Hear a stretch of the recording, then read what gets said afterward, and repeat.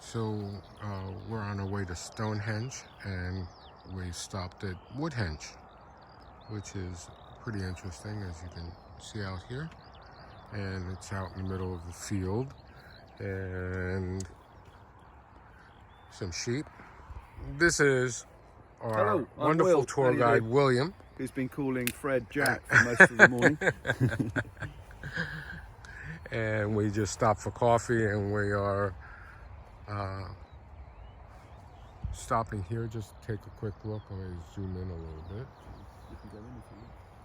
Or, yeah, we can walk in there and walk around this. By the way, it's 54 degrees out, but actually feels warmer here than it did in London proper. So, yeah, it's a nice morning.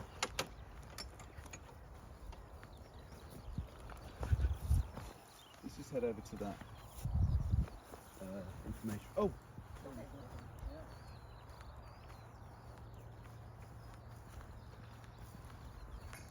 This information board's got quite a useful map on it actually, which just tells us more about the local landscape, including Stonehenge. This here. So this whole landscape is one which is thought to have been considered by them to be kind of deeply spiritual, deeply important.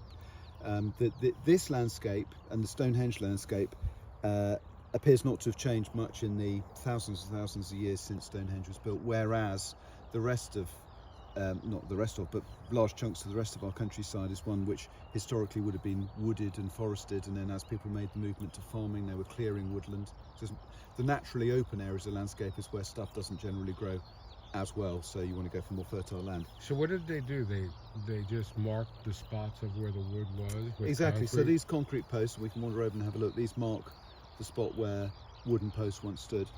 But can I just draw your attention to this, then we can wander over there. So we are here now, Durrington Walls. So this light blue line here, that is marking out the circle that we have in the field behind us. So within this area is where all these thousands of people are thought to have come from hundreds of miles around to camp out here through the winter.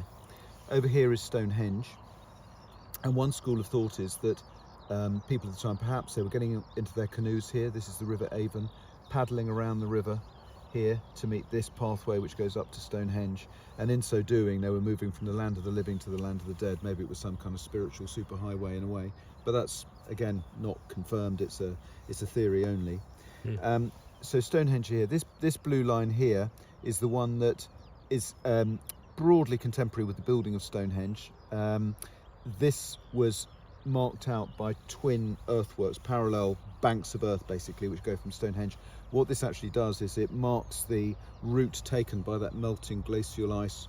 So here is the valley side, so it's coming down the valley, hits the valley floor, and then follows the valley until it meets the river here at a place called West Amesbury. And there's another henge, another ditch and bank, and evidence of another stone circle there, which is something we can touch on when we're at Stonehenge.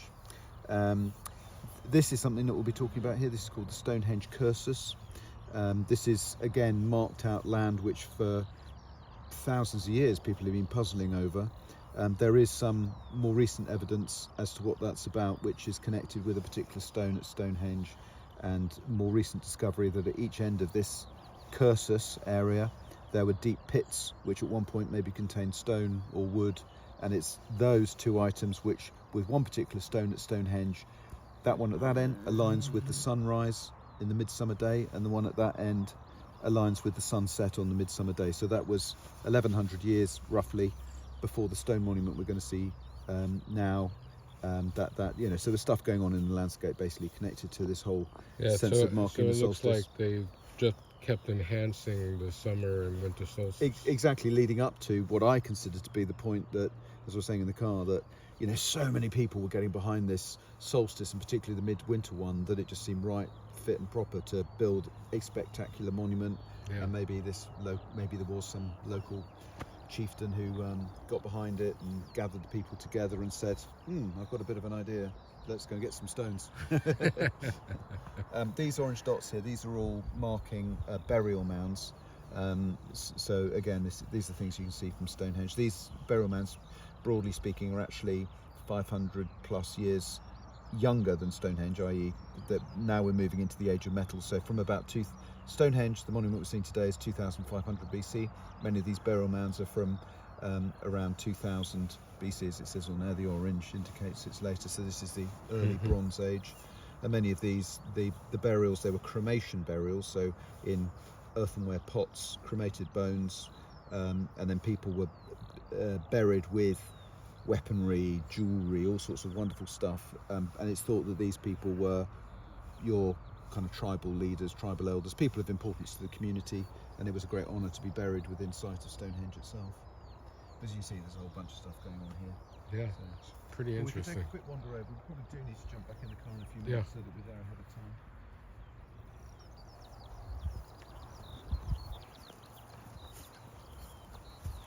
So the government now owns this part of land?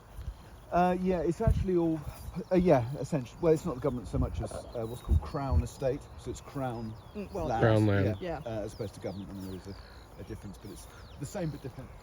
And then managed by an organisation called English Heritage.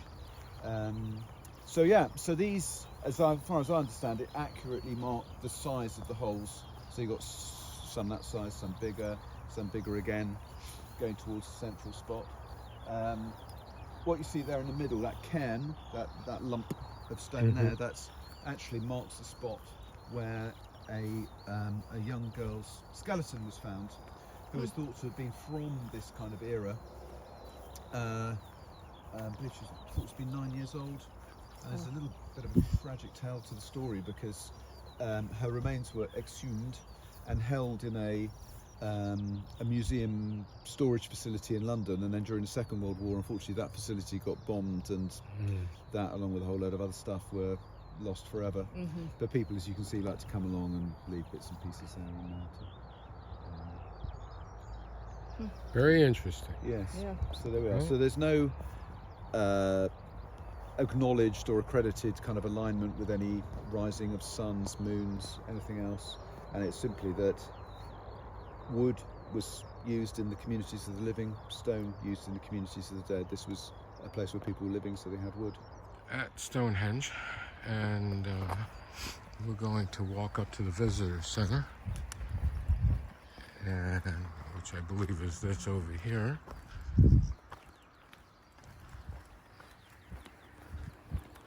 And I guess we're gonna get on a shuttle that takes us up to Stonehenge itself. We are, it's about 6:30 in the morning. The sun has risen. So yeah, we jump on a shuttle bus now And and back down and brings us back. And when you come back, Yeah. the shuttle will be open. Yeah. I'm standing next to the gents there. I am also. Oh, okay. Well, let's reassemble just here then when we're all done. Okay.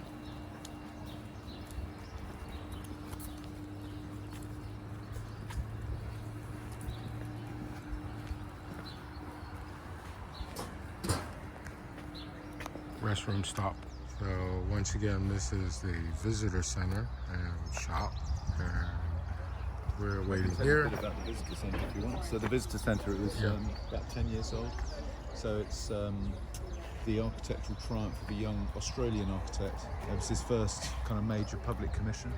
And these steel bars here, they're meant to represent the light woodland. And then where you have the holes here in the roof structure, that's to allow kind of dappled sunlight to come through. What he's also done is to create the world's most efficient wind tunnel. In the winter months, that bit that we walked through there, the wind howls through there and the rain comes with it. So it's, I think it's lovely, but there's one fundamental flaw, and that's it. Oh, it's a fully sustainable building as well. This could be completely removed and returned to the landscape. So in the restroom, bathroom areas, again, I think they're water, everything's recycled basically, and everything, there's no kind of ground drainage. It's all stuff that can be removed. These people are out there early. Yeah, so they do three of these. So there's an earlier one, this one, and then there'll be one after us. What time do they have to get? Yeah, I was gonna say we got Well, up that's at. picking up- I do those ones as well, so that's picking up in London. whole line of campers outside the Yes, restricted area. there's an ancient old law going back to the pre-car days, which gave people the right to stop for 24 hours to refresh their horses. And it's the same bylaw which enables these people to free camp here. So normally if you've got an RV or a camper, you can't just pull up at the side of the road. You have to go to a recognised and be booked into a campsite. Yeah, but this is actually, it's a really bumpy farm track now, but it is actually an official highway, and that law applies on certain routes. So do they have to move every 24 hours? Well, yeah, but nobody actually But they don't. checks. Yeah, these ones down here are pretty much permanent. In fact, many of them don't look like they could ever move, even if you wanted to, you know. So, How do they get through?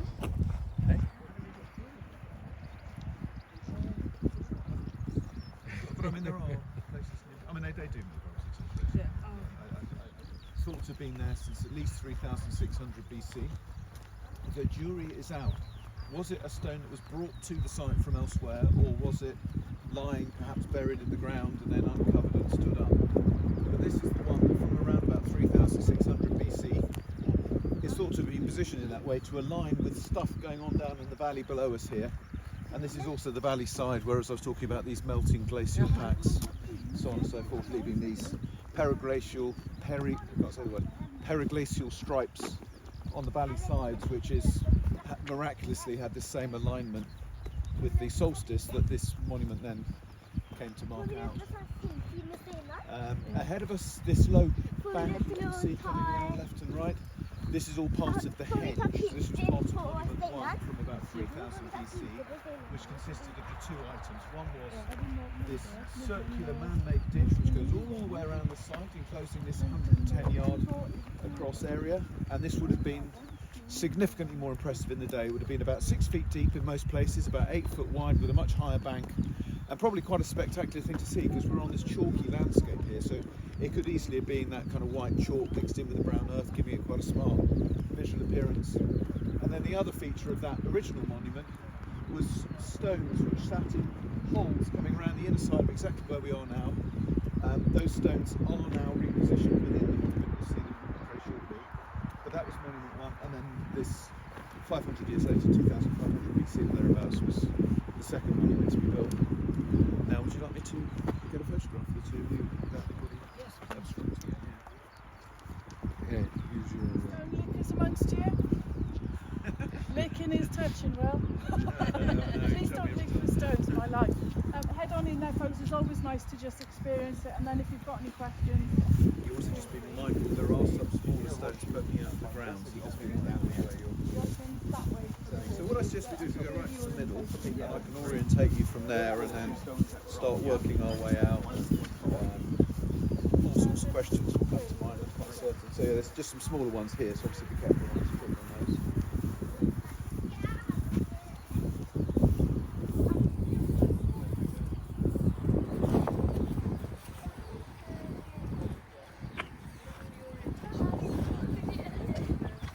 I suggest you come and stand with me here because this actually gets you on this solstice axis.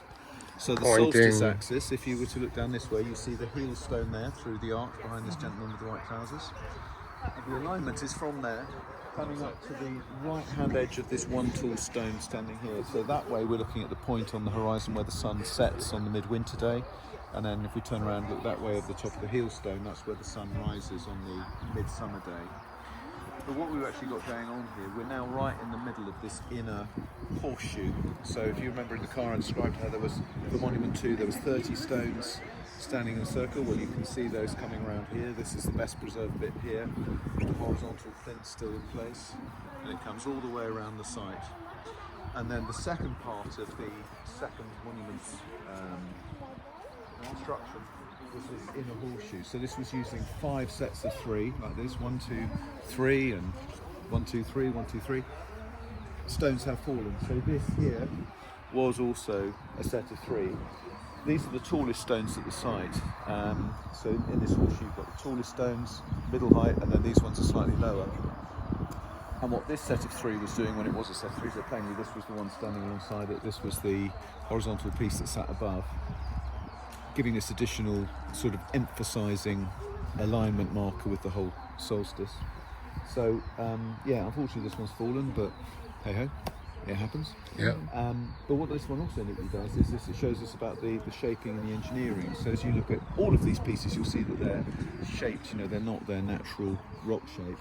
This one's quite good because it's got neat, good 90-degree angles.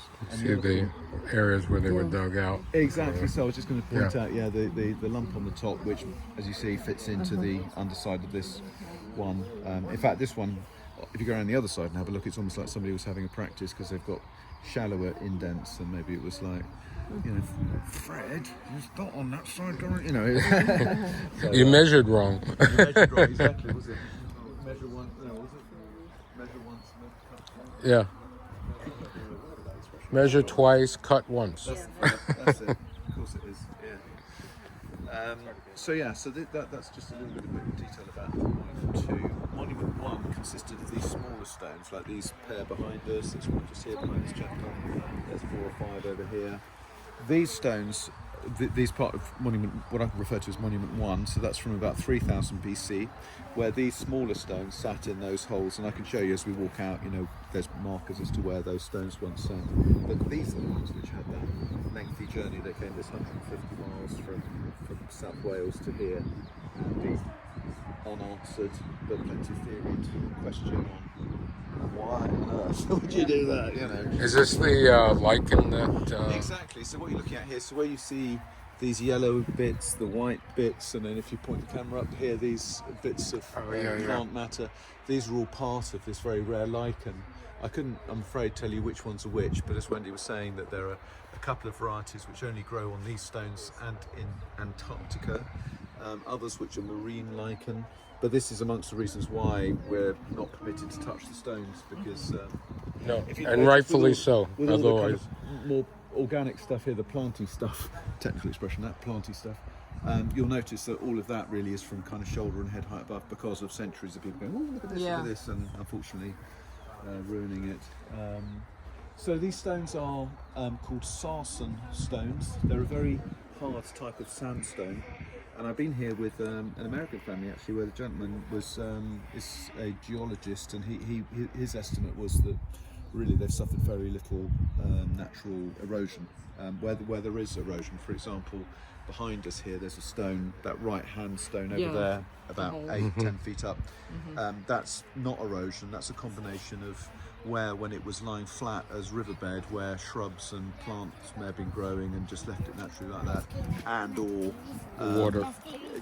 well, maybe man-made erosion, because for centuries people were coming here with hammers and chisels and taking home a bit of Stonehenge with them, which explains this. There's a stone, this one just here, which we can't really see very clearly from here, but there's got a modern concrete block in it, mind you, footing here.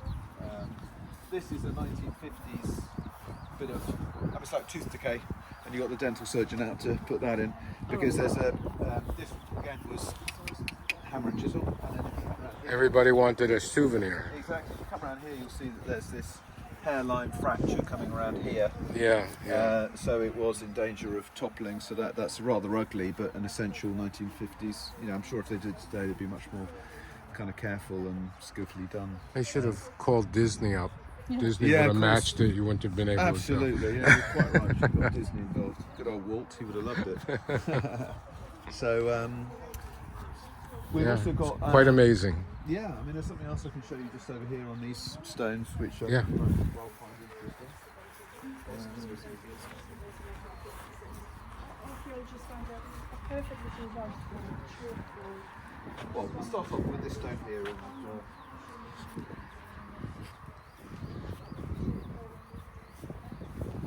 I don't know whether your camera will capture this. Maybe from an angle it might, but here, if I just point out with my finger without touching the stones, you've got Wren, W-R-E-N, with a cross there. Now, one of our most famous historical architects is a gentleman by the name of Sir Christopher Wren. Yeah, so you're familiar with the name. He was behind St Paul's Cathedral and a whole plethora of really important buildings that we still have.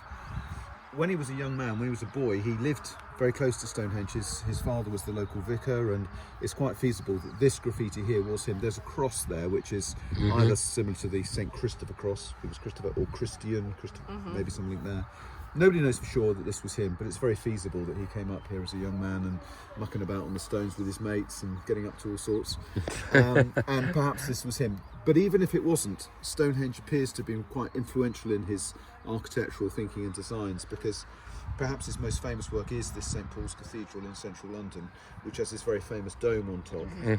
The dome, the dimensions are the same size as the stone circle, same circumference and so on, same radius, and there are 30 stones forming the circle, and the outside of the dome has this very famous 30 pillars. So 30 stones, 30 pillars. So it's probable, but nobody can categorically say. Or he had some special insight. Maybe he did. Maybe he was an alien. Yeah, could have been. Or a connection. There could have been a And then connection. the other interesting and shouldn't be missed graffiti is on this stone. And there's quite a lot here of written stuff, so it's very, very hard to date graffiti. But Yeah. you can tell sometimes by the fact here, look, somebody's using, like the W in a kind of Times New Roman-esque style. So, I don't know when that's from, but, somebody would be able to go, oh yeah, that looks like it's sort of, I don't know, 19th century or some such. This is thought to be 18th century. These are bullets. There was a military base literally just over here between where we are and where those camper vans and the other side of the camper vans. It was a First World War, Second World War air base, and this was used for target practice. These ones here with the rounded backs were First War, and then the ones like this which have got indented, these are Second War. So there was no kind of execution going on here. Some Maybe. cowards that were taking that out. And then what we have here, which hopefully your camera will pick up, is these are early Bronze Age. So these are around about 2000, 2200 BC. Cross there? Well, this is actually a dagger. Cameras usually pick this up way better than the human eye does. So you've got a dagger here. This is actually an axe. So it might have been a wooden Actually, I do handle see it better on the screen than... well, that's good to know. So it might have been wood or maybe deer antler handle with would have been a bronze axe head, and then there are some more coming over here. So this is from the early age of the metals, bronze, and also within many of the burial mounds which we've yet to observe coming around the site. These ones, as I think I may have said at the visitor centre, these seem to be single burials, mainly cremation burials, and the people were presumably important people in their community, because they were often buried with such items, jewellery as well, arrowheads. Were those the only burial sites that were discovered in the area? No, I mean there's masses just all everywhere. over. Yeah, but this landscape, not just immediately here, but within a kind of 20-30 mile radius of here, seems to have a vast range. Going north, there's a very well-known what's called a long barrow. So long barrows were for multiple burials of your normal kind of day-to-day folk. So you've got round barrows, which are the small ones, usually for somebody of prominence. Long barrows for your regular people. And no, it's lost them. Unfortunately, many of them have been ploughed back into the fields by farmers at a time before they became protected monuments in their own right. So in fact, within the immediate vicinity of where we're standing right now, there were once many more. But there's still plenty. I mean, there's some just through here over the top. We see that security guard down there with the high-vis jacket. If you look over, pretty much over his head now, there's 3 or 4 down there. There's some up in the tree line there. There's more that we can't quite make out from here. There's more stones to the right. Going back to these axe and dagger carvings, a decade or so ago, laser scans were done of all the stones, and it revealed that there are actually hundreds of carvings on the stones, but these are the only ones that remain and only just visible to the human eye. And again, these are things which have suffered from centuries of people going, "Oh, look at this," So lucky it's still there, but a shame, but at least they're still there for us. Yeah, today's archaeological tools are revealing much more than... Yeah, well, that's it. And I mean, archaeology itself, in fact, this immediate land underneath our feet is one which is kind of somewhat ruined from an archaeological point of view, this military base. And there are photographs online, basically big trucks, horses pulling gun carriages coming through the site here. The Victorians were in the 1800s. They had new equipment at their disposal, so they're busy like digging stuff up, but they didn't have the means to actually decode what they had. So that, unfortunately, I'm sure they were doing their best at the time, but it did lead to a lot of kind of ruined archaeology, including here. So these 56 holes, which were all part of Monument 1, the Victorians dug into these holes and discovered cremated human bones, and they went, "Oh look, we found we found bones," but they didn't have the means to do anything with them. So tragically, from an archaeologist's point of view, they thought, I know, let's just all bury them back in one spot and leave them there. So when the modern day, in the 20th century, when these items were rediscovered, sadly, even though they may be able to tell a lot from the bones, they weren't able to tell as much as they could have done if it was a fresh discovery. So this site, the English Heritage who manage it have said no more archaeology here until there are new technologies which actually might decode what you find, because if you find stuff, we haven't got the means to tell what it is beyond what we already know. I don't know if that makes sense, but they're sort of embargo on it. So what we could do, if you wish to, we can walk out there towards the Heelstone, directly through here, and into the stone from all this slaughter which is rising to the surface. The reality is the stone itself has actually got quite high iron content, so actually it's rust or of that type. Hey, you can see why they would think that also, because it would be easy to drain the blood off, and it had places to collect. Yeah, so this stone was once standing upright, and there was once one here on this side as well. There's kind of pillars, gateposts there. This bit of the stone circle that you're looking at right now is the one that is the best preserved, but also it's the best formed. It's the one which has got the most regularly shaped stones, whereas at the back, there's some like this high, some of that high. So this appears to be kind of the front of the monument. And then also there's this one stone here, so you've got the 4 with the 3 horizontal bits above. The one to the right of it, i.e. the first one to the right without a horizontal piece, it's nobody knows, is that, did somebody design it to look like a face, or is it just naturally like that? Yeah, that's what I was looking at, but it may have been How may have did been they carved. move these stones? How they move them? Did you ask?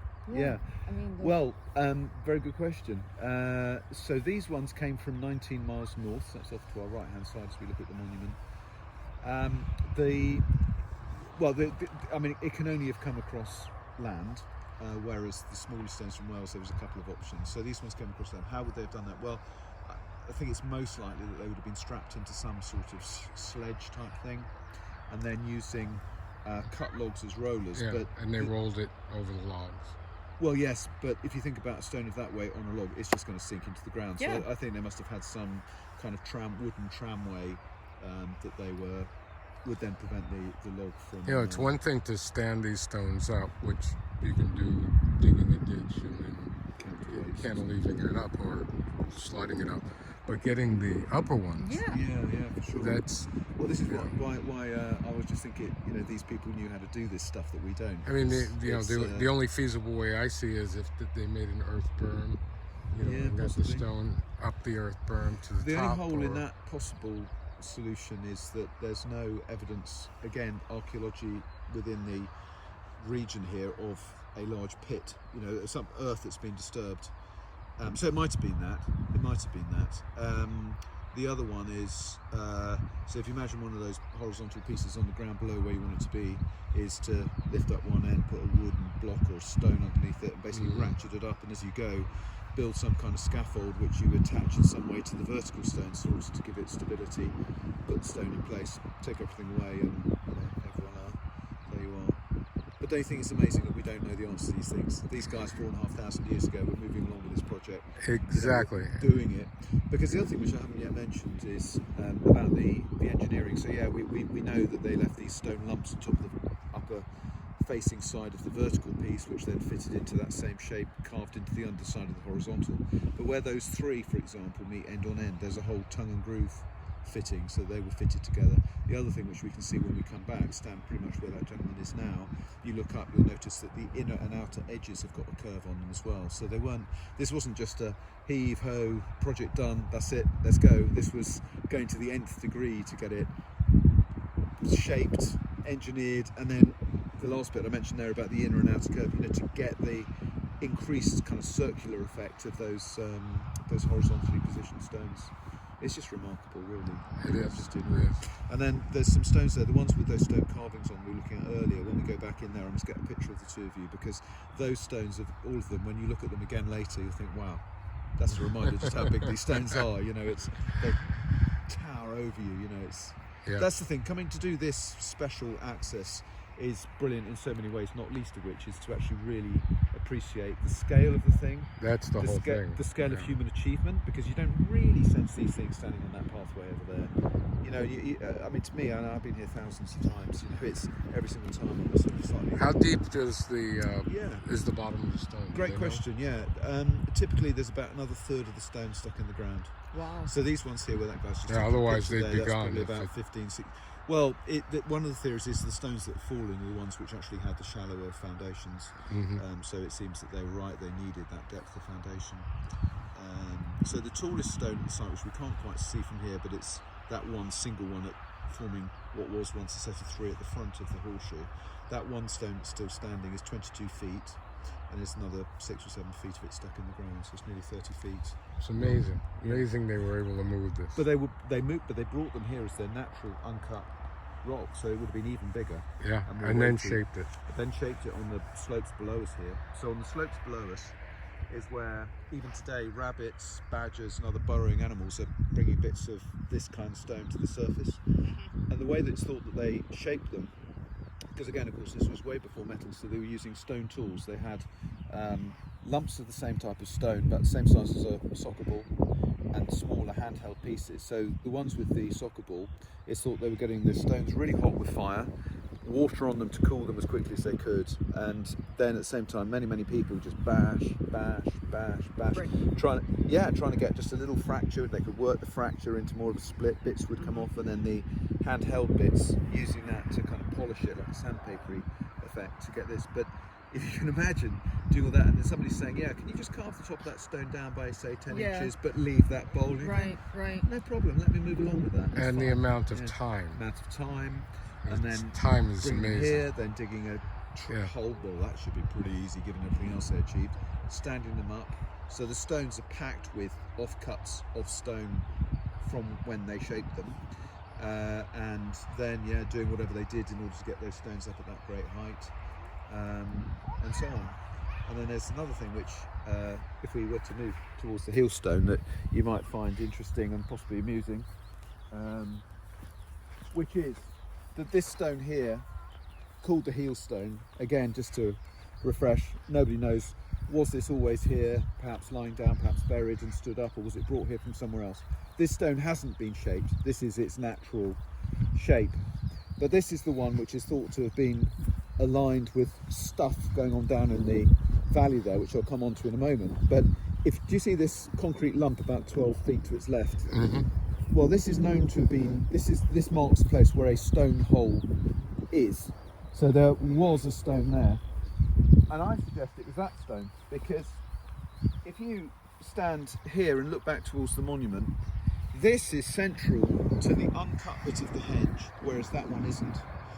This one, basically everything appears to be in a line, and I think what happened, maybe, I suggest, they built that, and then they went, hang on a minute, the stone here, it doesn't actually align with the rising and the setting of the sun, and so the decision was taken to move that stone from here to there, because that now aligns with the rising and the setting of the sun. So things go wrong in construction projects, and I think that they even had their challenges back then. But it may have been a different stone entirely, who knows?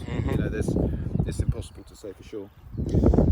So this valley behind us is where these stripes, again, as I said in the car, the jury's out in terms of, is that 100% or 50%, but they're undeniably there. I can show you images online showing these lines, these grooves in the ground, which miraculously sit on this same alignment that the stones now mark out.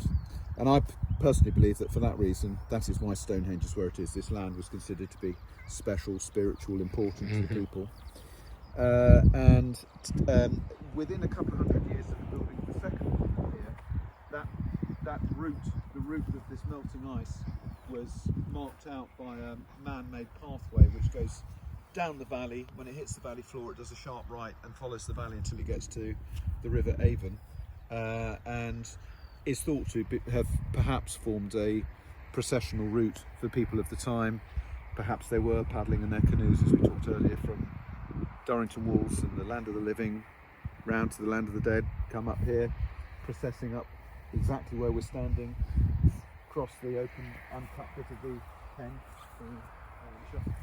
in through the archways of the outer circle, which immediately then takes you into the open back, if you like, of the horseshoe, and takes you up to where the main event would be happening on that midwinter day, i.e. the sun setting on what they perhaps consider to be the last day of the year, and you know, the next morning the new sun will be the start of the new period, heading towards the spring and the cycle of life.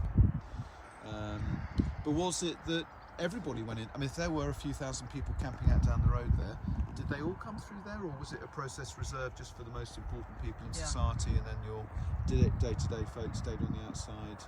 Was it, again, as I said about the use of these stone monuments, you know, was it a quiet, solemn thing, or a big mass celebration with noise and partying atmosphere, or, you know, who knows? Yeah. I just had the camera set wrong. It's now raining. We're standing out here in the rain using one of the umbrellas Emily got us, which has come in quite handy. So thank you, Emily, for the umbrella.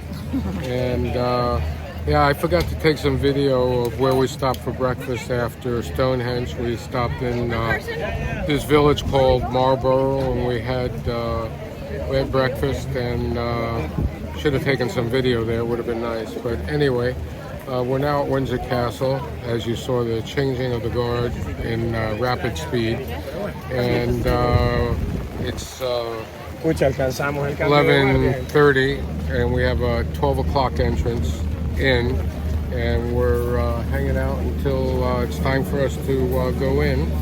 Our tour guide's been excellent, gave us an excellent explanation of Windsor Castle before entering, and what to go do and what to see.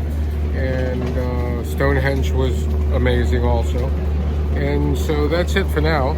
And we're going to try and find a spot to stand out of the rain and out of the crowd. And more as we get inside.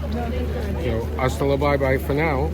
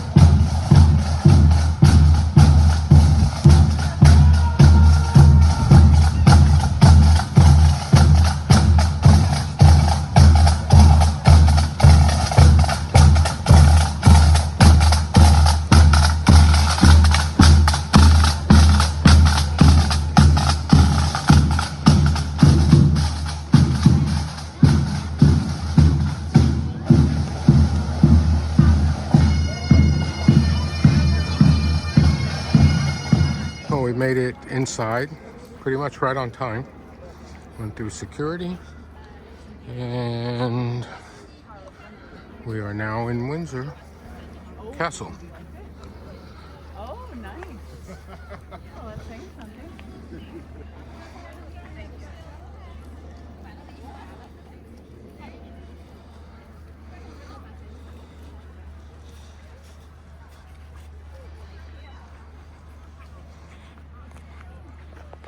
Now it's gotten warm. 68 degrees. Time to remove the jacket.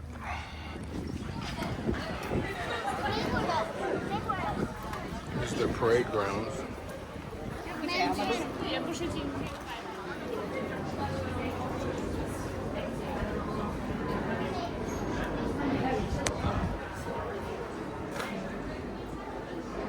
This is the other side of the quadrangle.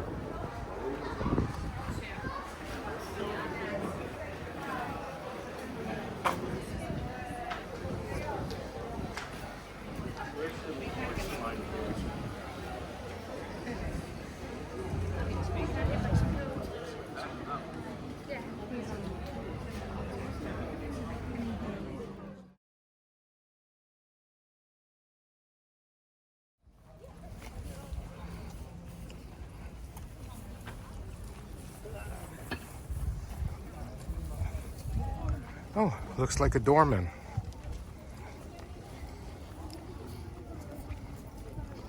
Where's the, I think I said the doll's house this way.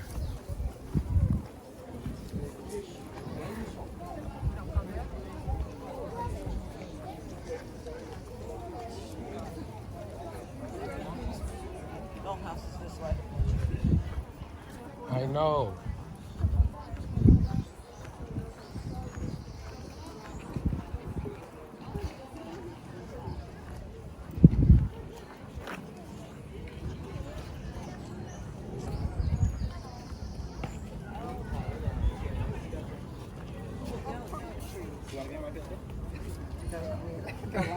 Picture taken. Huh?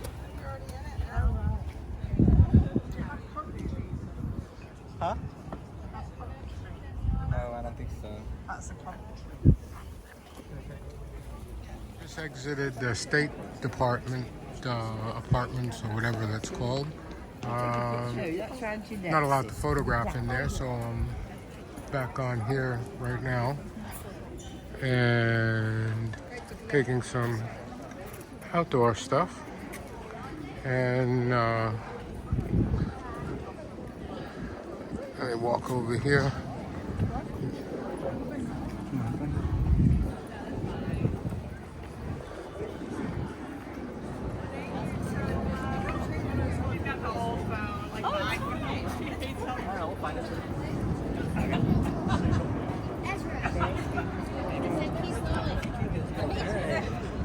Ready?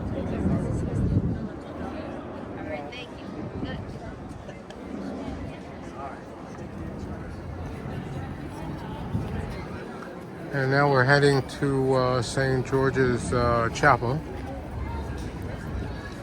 And probably can't video inside there either. And yeah, nice tour. And we will be back later. Hasta la bye-bye for now.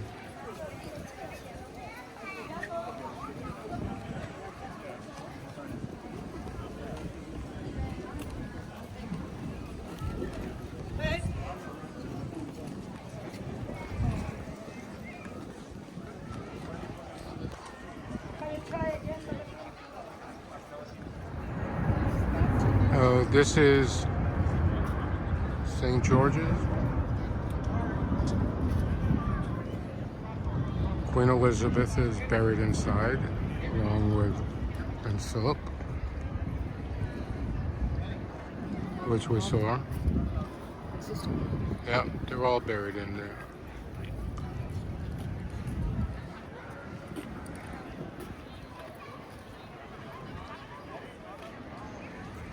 And we're making our way out. It was a nice visit. Unfortunately, we couldn't do any video inside. No pictures allowed. But yeah, there's the outside. And come visit yourself if you want to see the inside. Hasta la bye-bye for now. Oh, I took a... So here we are having dinner, standing on the street. On Regent Street. We're having a falafel from the best falafel guy in London. Thank you, sir. Right? You're the best falafel guy in London. Yes, they are. Thank you so much. We are, yes. Yes, falafel in London.